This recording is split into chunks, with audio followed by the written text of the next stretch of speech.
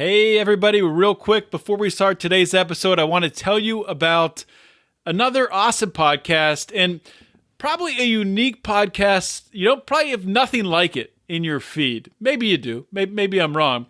This is a podcast called Burnin' Daylight. It's hosted by a friend of the show, Matt McKinley. It's about liberty. It's about cowboy shit. It's about inappropriate jokes, which I could say the kind of joke, but today's episode of Finding Freedom, I want to keep the explicit label off of it, so I'll let you imagine what kind of jokes I'm talking about. But it's entertainment, and it's a podcast for the working cowboy and for those who want to know more about what it's like to be a cowboy. And quite honestly, who in their right mind does not want to know more about what it's like to be a cowboy? I know I do. Check this podcast out, Burnin' Daylight. You will not regret it. We are born free, and we will die free. The time in between, though, that's complicated. In that time, governments, institutions, and our egos will limit our ability to find true freedom in this life. These are real stories of real people overcoming the odds, persevering in justice, and unlocking their potential. Welcome to Finding Freedom. Here's your host, John Odermatt. All right, my guest today on Finding Freedom is Ross Benes. He's an author, a journalist, and a research analyst. He wrote a book recently here that just came out recently, I should say. He probably wrote it over the past year or so, but it's called Rural Rebellion: How Nebraska Became a Republican Stronghold. And just to point out, I think the things from this book, and I think Ross would agree, apply to a lot more than Nebraska and really apply to the way that culture is changing politics in this country probably forever. So, Ross, welcome to Finding Freedom. Thanks for having me on, John. And I would definitely agree that this applies to an area much larger than my home state of Nebraska. Absolutely. I do like, though, how kind of zeroing in and taking really your own life lessons, or not life lessons, your own life. Really, it's really like a sort of like a memoir within a book that you kind of wove this into. Really unique perspective, but I think a lot of people throughout the country will find commonalities listening to this. And before we get into talking about, some of the things that were, talked about in your book, if you could just give a brief introduction, tell people who you are, maybe, how you got into writing and how you found yourself in 2021 coming out with a political book. Sure thing. Well, so I'm Ross Benes. I'm from Brainerd, Nebraska. It's a town of 300 people, and I lived there for 19 years. And, just went to the same schoolhouse that was a few blocks from my parents' place. And from there, I moved to Lincoln, Nebraska to go to college at the state's largest university.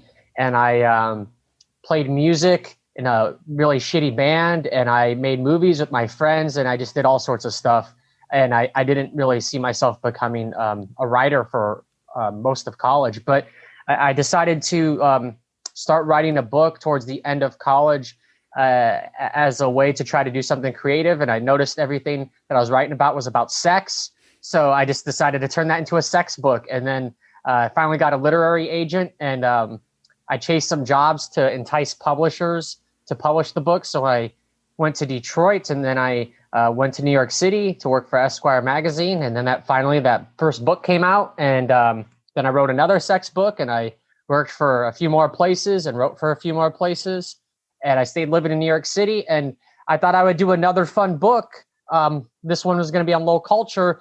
And then Donald Trump got elected, and I saw people out here freak out about it. And that led me to pivot and write something about my childhood and my state's politics changing, because I believe that states like Nebraska, led to the rise of Trump. A lot of times people try to turn the direction the other way around and say, our politics are this way because of him. I would say, no, we were headed that way. He just rode the current very perceptively. And that's how I ended up with the politics book in 2021. Not something I ever dreamed about doing when I was living in that town of 300 people. Yeah, and talking about your writing career, I checked out your website. I think it's rossbenes.com, right? So that's Ross spelled ROSS, and then Benes is Benes.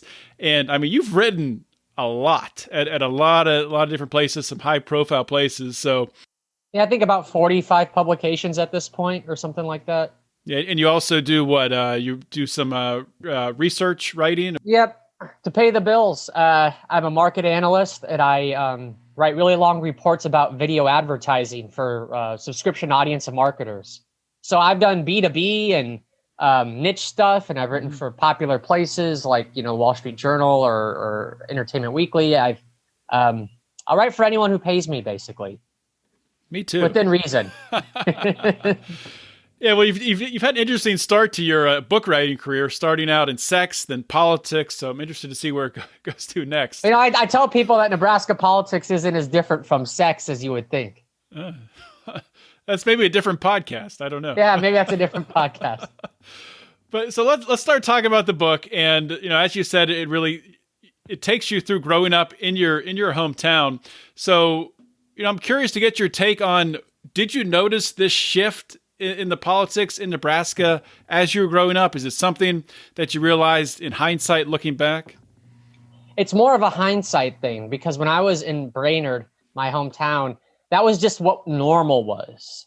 Like I didn't realize living in a rural area like that and everyone being pretty far right and everyone being white and everyone being Christian as well in our town. Almost all of us were Czechoslovakian heritage. That was unusual. And, I'd been to like Omaha and Lincoln and Kansas City, but I hadn't ever really been outside the Midwest much. So my sense was just like, well, this is kind of what America's like. I didn't really realize how kind of atypical we were until I left and how much our state was changing. And I was also very involved with the church. So, when culture wars were simmering and politics was being preached at the pulpit a lot, I just kind of took that as like for granted, like that's just how church is, without realizing like historically, we're in a weird moment. And of course, during that whole time, as I moved away, Nebraska just continued to, go further to the right and no longer elect moderates at all. Nebraska really, it's not too much different, I don't think, than where I am in Pennsylvania or a state like Georgia even. And I think a lot of the sort of cultural aspects and shift from, more of a, Democrat establishment type voter to more of a, Republican voter is something that I've seen even in within my own family. Like my father grew up registered Democrat and then just slowly over time just started, I think he's still registered Democrat, but he just started voting Republican, and now he's pretty staunch Republican. But that's just kind of happened over time. And I agree with you. I think it does have to do, there is a religion aspect to it, and you talk about that quite a bit in the book. You grew up Catholic. And I was wondering if we could start out kind of by talking about when people think of Nebraska, when they think of, flyover country. I hate that term, but that's what people call it. There's certain stereotypes when they think of the voters there, the people who live there. So as someone who grew up in Nebraska, what are some of, the stereotypes that, what are some of the stereotypes that are defied, the red state stereotypes that are defied by Nebraskans? Well, just because they're conservative doesn't mean that they adhere to everything that the modern Republican Party pushes for. And I think if you haven't been there, you would just automatically assume that, Nebraskans just want to, follow the Republican Party and gut social services or something like that. But Nebraska expanded Medicaid and raised minimum wage and capped payday loan interest rates, all through ballot measures. I mean, that's some stereotypes that they've defied. Other thing would be we're a state that's entirely public power. So all of our utilities are publicly owned. We're the only state in the country where that is true. And, we're not a state that embraces socialism whatsoever, but that's kind of could be considered a socialist program. I mean, that's how it was framed in the 30s when these things happened. The companies that attacked Nebraska politicians for trying to move us to public power, they said it was too socialist. So That defies a stereotype. And then also a lot of environmental activism. We're the state that founded Arbor Day. And then there was a lot of protesters in Nebraska that were protesting the Keystone XL pipeline. So I would say the public power, the environmental activism, and then some of the issues you've seen through ballot measures where Nebraskans will support for measures that support working class people if they can do it on a nonpartisan basis. Because they're not going to vote for Democrats. If a Democrat pushes that, good luck. But if it's put on a ballot, they may vote for it. So on the, I might be wrong here, but on the presidential level, you look at the past several decades of presidential elections. I'm pretty sure Nebraska's gone red since the 60s. Yeah, pretty sure for a very long time. But on the local level, it's been very different, and that's where you've seen this shift, right? Yeah. So when I was born, in the 90s, we had a Democratic senator, we had a Democratic governor and 2 U.S. Democratic senators and a Democratic House rep. So of our most prominent politicians in Congress and the governor's office, half of them or more were Democrats. And our state legislature had more Democrats as well, even though it's officially nonpartisan.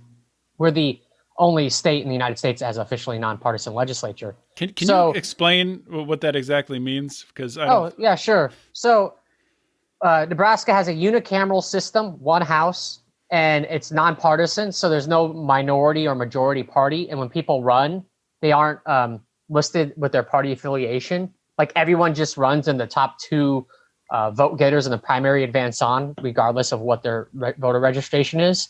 So people will vote down party lines on some issues where you'll see registered Republicans or registered Democrats go another way. But there's no official apparatus within the legislature saying that these are the Democrats and these are the Republicans. And just having that simple removal of party labels historically has allowed people to build coalitions on particular topics rather than just everything adhering to a party. That's changed a little bit, but when you vote on a local ticket, do you see the R and the D next to the candidate?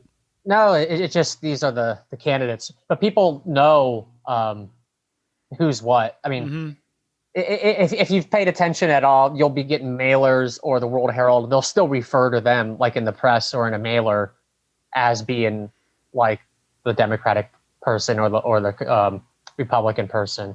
But that is interesting. I think that's good. Even just a little bit of a change that it makes people do a little bit of research, because there's people on both sides, Republican, Democrat, who, they'll just go straight down. Or in Pennsylvania, which they just recently changed this, you used to be able to just do straight ticket, just check a box at the top, not even look at anything. So I think that is a little bit useful, just in that small respect. And you do see some people win in districts where they wouldn't win otherwise if it was just straight party affiliation.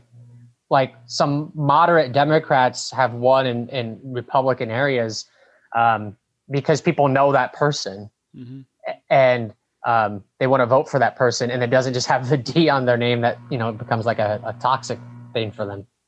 So what happened? You're growing up in Nebraska, and obviously you're talking about it, looking at it from hindsight. But you're growing up in Nebraska, and there's Democrats elected to the Senate. There's more, there's more even in Republican, localities. Republicans are winning. It's closer. Whereas today they're more blowout races. So what happened? What are some of the key things that really created this separation in a state like Nebraska? Well, I have the first chapter about abortion because I think that really hurt Democrats in Nebraska, where the parties both have become so dogmatic about it. Back in the day, you had Republicans who were pretty liberal who would be pro-choice, and you had some conservative Democrats who'd be pro-life, and they could be flexible on that issue in a way that would fit their districts. And now the national parties really demand fealty on that issue. Well, in Nebraska, most people are Christians, and they're pretty heavy church going, and they take their faith seriously, and that's been an issue that has really helped the Republican Party. So Democrats forcing all candidates to be pro-choice has come at a cost. The last time Nebraska had Democrats elected at a statewide level, they were all pro-life Democrats. that's like an oxymoron now. That type of candidate doesn't even exist. And it may help the Democrats in other parts of the country, but not in the Great Plains, and especially not in the rural areas. And then the other thing, I would say the churches became more involved. That coincides with the abortion issue, but it has an effect on other issues as well. And I'd also like to point out is just the parties became so nationalized. Yes. So when we had Democrats in the past, you mentioned how Nebraska didn't elect Democratic presidents, but we would vote for like a Democratic governor or a U.S. senator. And that's because that governor or U.S. senator were able to deviate from their party and create a platform that was specifically aimed at what Nebraska voters approved of. And they were able to get away with that because they were running like as a local person. They weren't having to be a national figure. Now, the politics are so nationalized from press sources and social media and from the political parties themselves that like a Democrat in New York isn't really running on any different issues than a Democrat in Nebraska.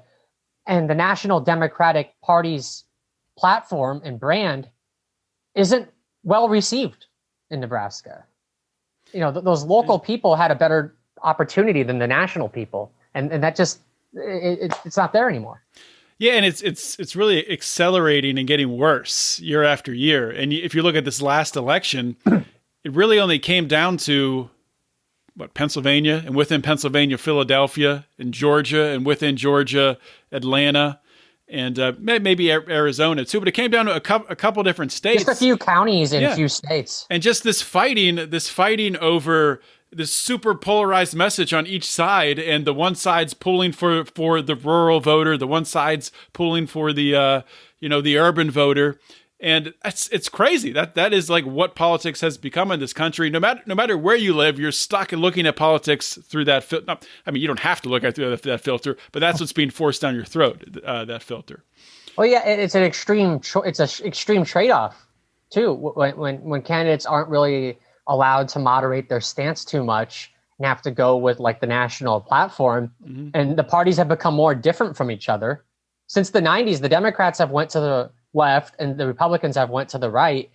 And so the outcome is just so drastically different one way or the other. Like it didn't used to be, the candidates that were up used to be more similar to each other. I guess I put it that way. And in Nebraska, the perception, Democrats get pissed off at me when I say this, but the perception among most people I know is that the party went too far to the left for them.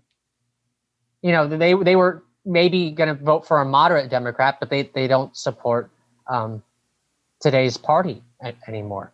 And I think it's not good for the state, though, because single party rule allows any party to do whatever they want when there's no competition, Yeah, well, I mean, that's the perception I've seen with the Democratic Party, with most Republican voters that I know. I'm kind of in the middle. I'm a libertarian, so I sit on the sidelines and kind of watch all this happen.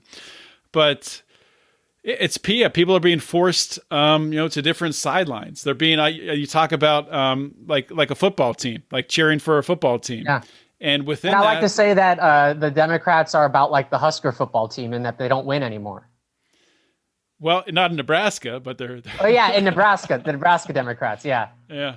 Yeah, no, the Democrats are doing fine in other states, obviously. They have the presidency and half of the Senate. Mm-hmm.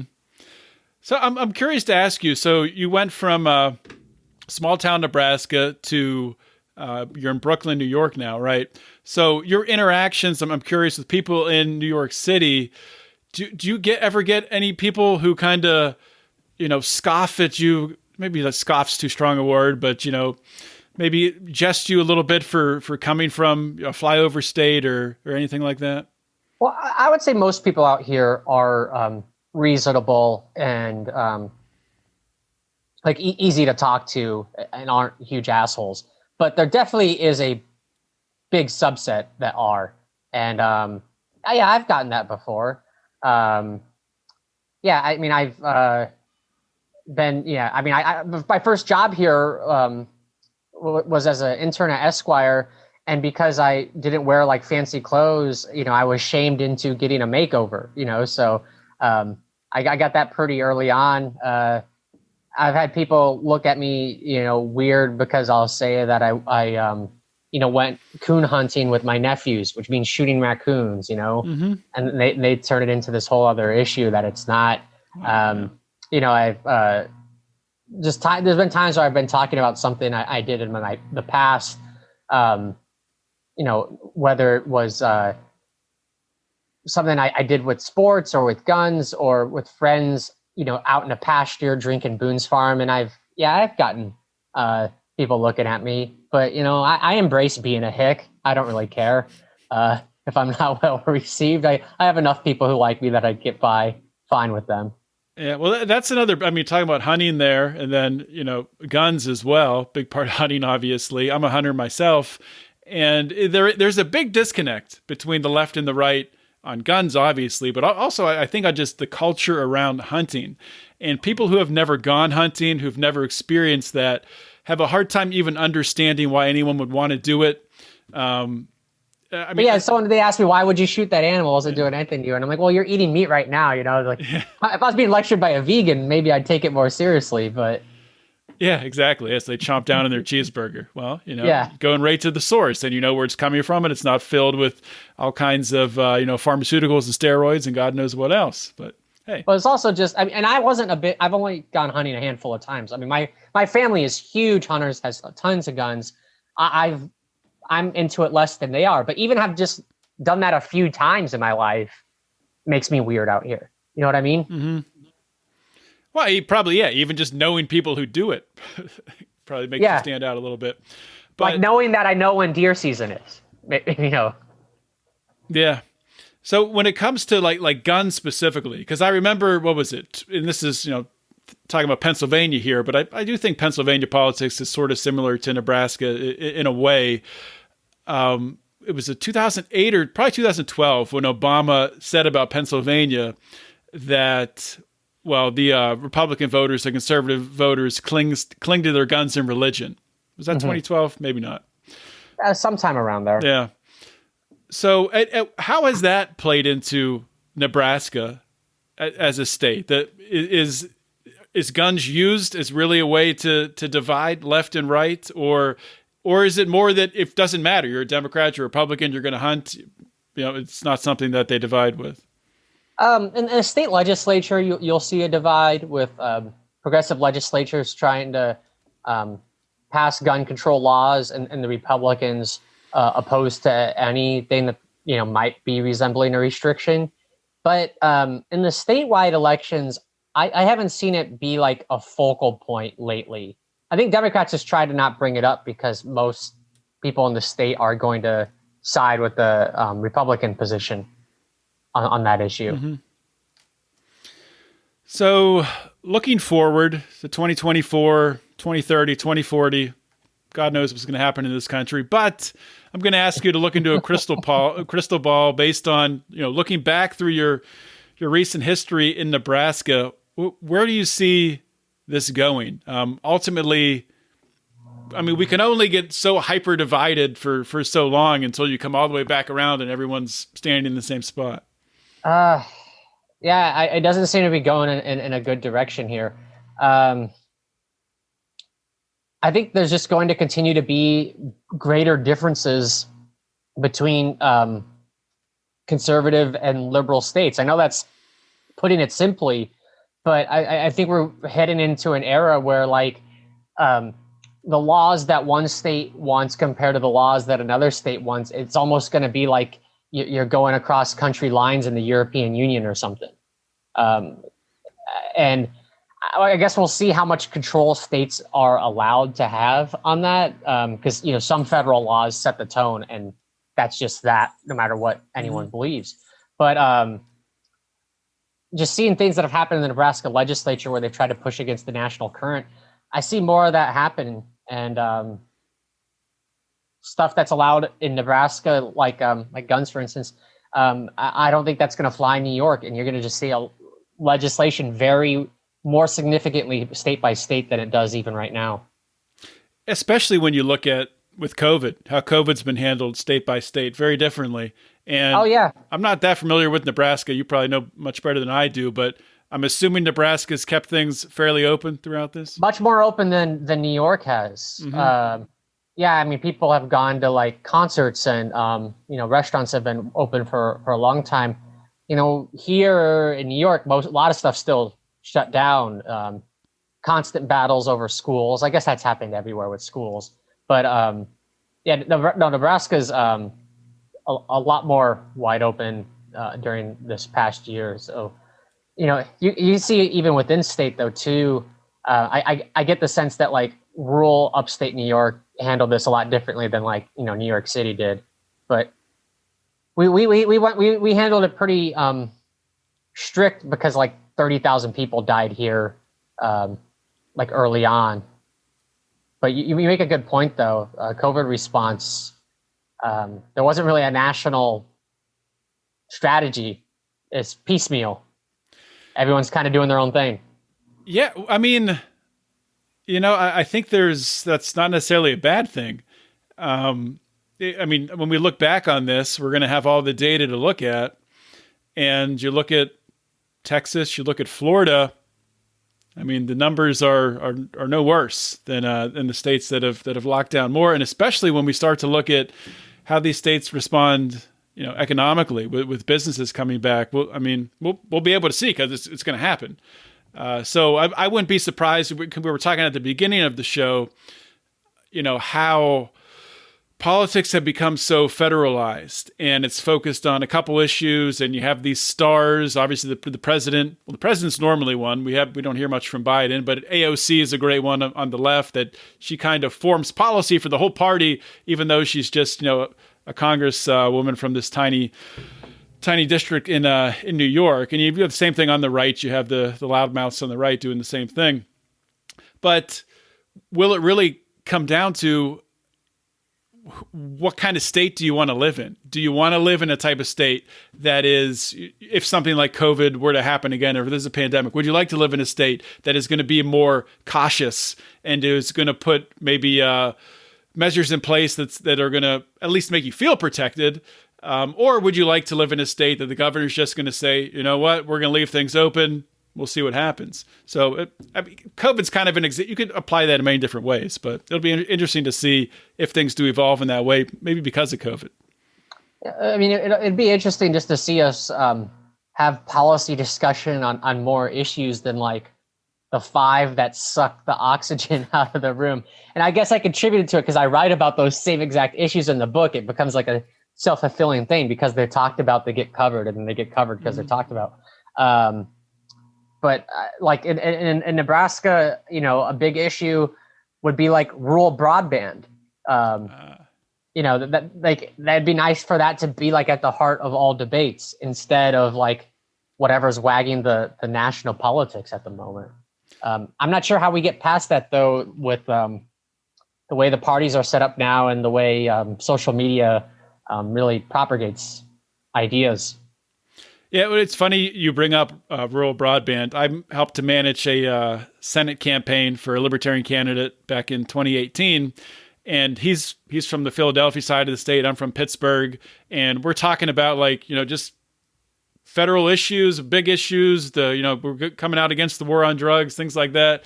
And we set up all these little town halls across the state, and we go into the central Pennsylvania, and all they wanted to talk about was getting broadband access. It's like, it's brutal when you don't have it. Yeah. I've been fortunate, but I have family members who are still stuck in the 90s when it comes to this stuff.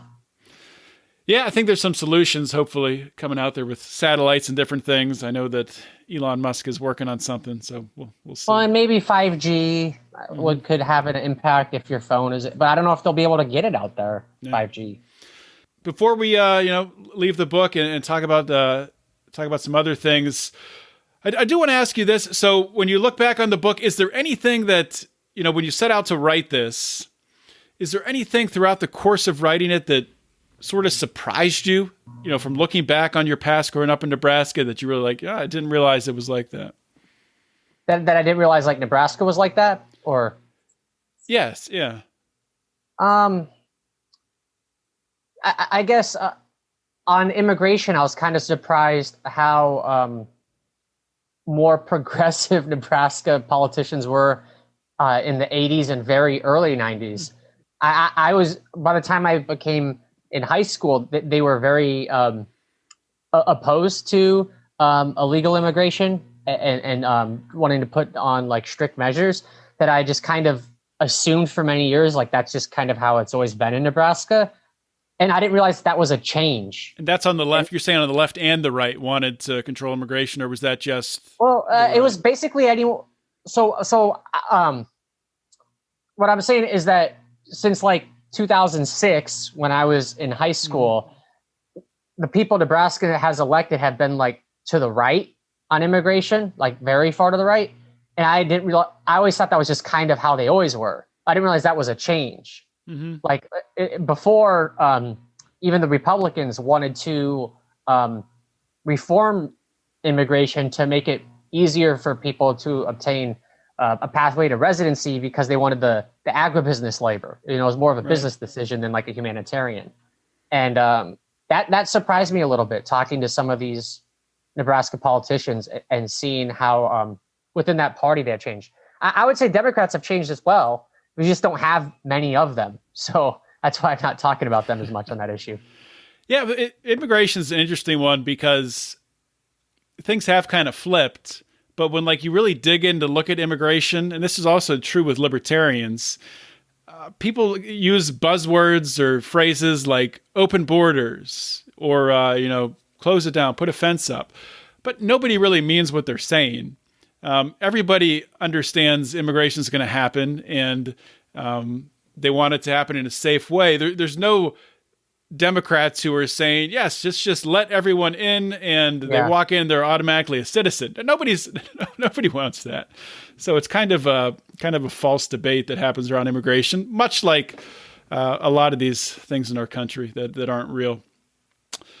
So where can people buy the book? Where can they, learn more about you and find your writings? Oh, sure. Well, you can reach me at rossbenish.com. And you can get my book on any website that sells books. The University Press of Kansas is the publisher, so you can get it straight from them, or your local bookshop if they have a website, or you can go to Amazon if you are comfortable supporting a all-powerful company. Hey, so you got to get your stuff from somewhere, and they deliver it in 2 days. So it's tough not to. 2-click ordering is convenient. Yeah. But I'm skeptical of Jeff Bezos's ambitions for the world. Well, I think you have to be. When someone gets that much money, you have to be skeptical of everything they're doing, because the amount of power they have. Exactly. So, any plans to write more books in the future?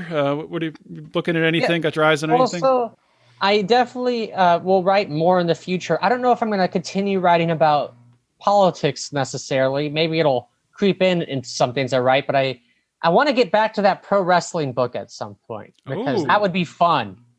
Writing about state politics isn't always enjoyable, but like music and wrestling and stuff like that, it's more enjoyable, and I want to do something that's like, just more fun and kitschy. Yeah, my colleague here at Lions of Liberty, Mark Clare, would be very interested in that book. So if you write it, you can come back on and talk about. All right, I'll be back on in pro wrestling. But yeah, that's writing a book like that is a lot more fun. I know writing a book is a ton of work. I haven't written one yet, but someday I would like to. Can you just real quickly just talk about your book writing process? Is it something that comes naturally to you? Is it difficult? Did it take you a long time? Did you write it in a week? What does that process look like for you? I wish I could write it in a week, but that wasn't. It is tough, and it's tough to know how to pitch these things in a way that a publisher will take it. Mm-hmm. I mean, putting together the book proposal alone is difficult, and then you read dozens and dozens of books and hundreds, if not thousands, of articles, and you do many interviews and transcribe them, and then you just have a ton of information. And synthesizing it and outlining it is so challenging. I think with this book, the biggest frustration I had, and I went back and forth on this in months, was knowing how much memoir to include and how much reporting or data analysis to include.